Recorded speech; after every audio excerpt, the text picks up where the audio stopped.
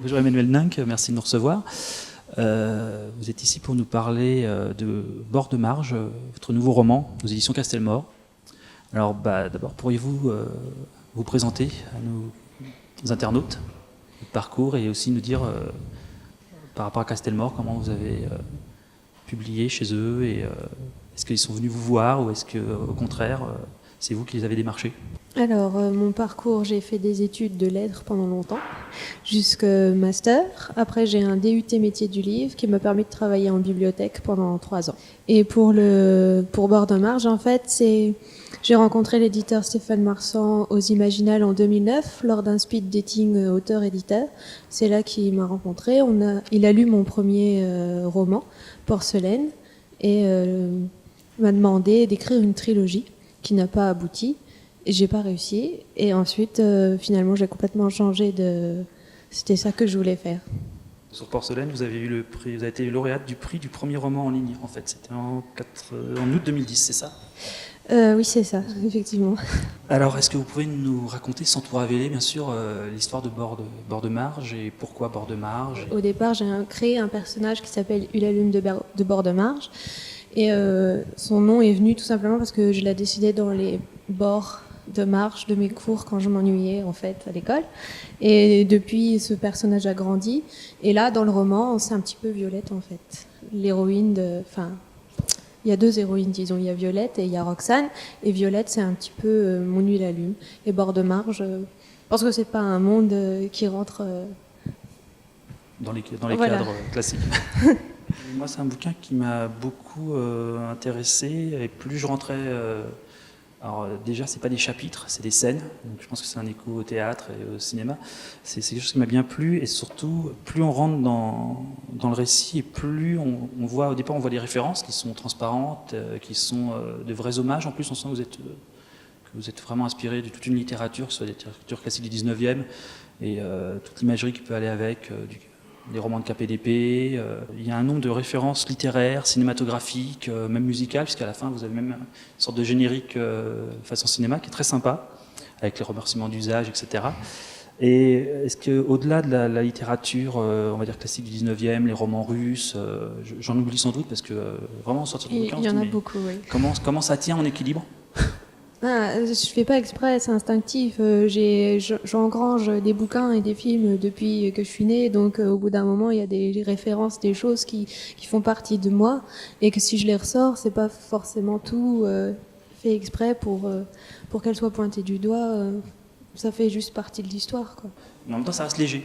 C'est ça que j'apprécie, non, parce que C'est ce que je voulais. Je voulais vraiment écrire une histoire sympa pour moi quand j'avais 10-12 ans et que j'étais fan des Trois Mousquetaires et que ça allait dans tous les sens et que ça se finissait bien, qu'il y avait le méchant d'usage, enfin ce genre de choses, quoi. Vous avez aussi des influences plus souterraines, plus cachées, comme par exemple les univers du jeu vidéo, la BD, le manga, c'est quelque chose qui vous touche?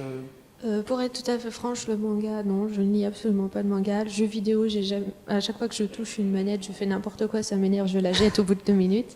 Non, les jeux vidéo, c'est mon frère qui jouait. Alors s'il y a des références de jeux vidéo, c'est parce que je l'ai observé sans faire exprès, mais sinon non. C'est vraiment cinéma et littérature, pardon. S'il y a des références de séries télévisées, Oui. par contre, là c'est voulu. Il y en a 2-3 auxquels je pense qui sont vraiment faites exprès. Parce qu'à la fin du livre, comme il y a des remerciements et les références sont citées, notamment toute une liste soundtrack et tout, ce qui est bien, c'est qu'en tant que lecteur, il y a aussi un côté ludique que j'ai apprécié, c'est-à-dire qu'on se dit, finalement j'avais vu du Doctor Who, et effectivement c'est pas moi qui fantasmais parce que je suis dans Doctor Who actuellement, ou c'est pas parce que il y a du Doctor Who, donc c'est bien, et du coup il y a des références qui sont clairement... Ça c'est une série dont je suis absolument fan, donc la petite phrase qui se retrouve dedans, c'était fait exprès, et là c'était un vrai clin d'œil, là c'était pas une référence. Le genre de Bord de marge, si on devait le conseiller à quelqu'un, c'est... J'arrive pas à le classer, franchement, je le conseillerais à tous les âges parce que c'est une histoire que j'ai voulu assez généraliste, qui puisse toucher tout le monde, et je dirais entre fantaisie et fantastique, plutôt. Et d'où vous est venue l'idée de cet univers parallèle? Est-ce que c'est une influence vraiment de la science-fiction, ou c'est quelque chose qui, en termes d'écriture, vous a permis aussi d'avoir une confrontation des deux mondes, entre Roxane et Violette, parce que c'est assez transparent, mais vous dites à la fin, donc je me permets de le dire, c'est vous, les deux personnages, c'est vous.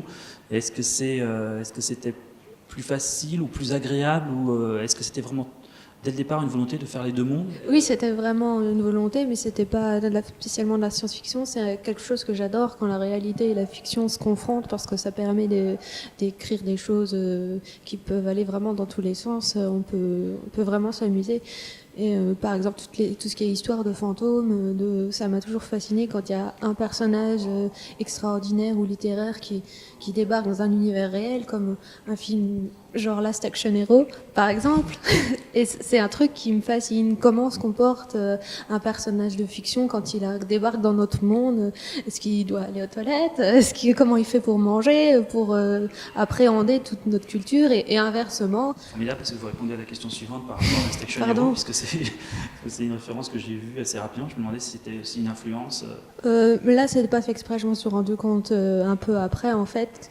Mais c'est un film que j'ai regardé beaucoup de fois quand j'étais gamine, donc... Qui est super mésestimé, mais bon, c'est un autre... Je trouve aussi. Ouais, parce que c'est... Le seul rôle dans lequel le Schwarzenegger me fait marrer, en fait. Au niveau des références littéraires, qui sont plutôt nombreuses, et plutôt sur des classiques, effectivement, est-ce que vous avez vraiment des références qui vous tenaient à cœur et qui incontournables pour vous, dès l'instant où vous êtes en tant que romancière? Il y en a deux grandes, en fait. Pour le personnage de Roxane, c'est Cyrano de Bergerac, la pièce d'Edmond Rostand, que j'adore et que j'ai relue une bonne centaine de fois. Et pour Violette, c'est Edgar Allan Poe. Et j'ai fait mon mémoire de master sur cet auteur-là, donc il m'a suivi depuis quelques années. Est-ce que vous êtes influencée au quotidien en tant que romancière par des romans plus contemporains ou des auteurs récents? Non, j'en lis quasiment pas. Je lis que du classique, en règle générale. Vous êtes invitée des Imaginales 2012? Oui. Vous pouvez nous dire un peu par rapport aux Imaginales, parce que vous avez En fait, j'ai été bibliothécaire à Épinal pendant 3 ans. Et donc, les Imaginales, moi, ça, c'est mon truc. Et j'y suis depuis quelques années. Je suis le salon et je suis sur place. Et j'y serai effectivement en tant que romancière pour Bord de Marche, mais j'y serai aussi en tant qu'ex-bibliothécaire, parce que j'aide à organiser pour la 2e année consécutive une murder party avec la bibliothèque et en lien avec les Imaginales, en fait. Enfin, Épinal, c'est ma ville, c'est là que c'est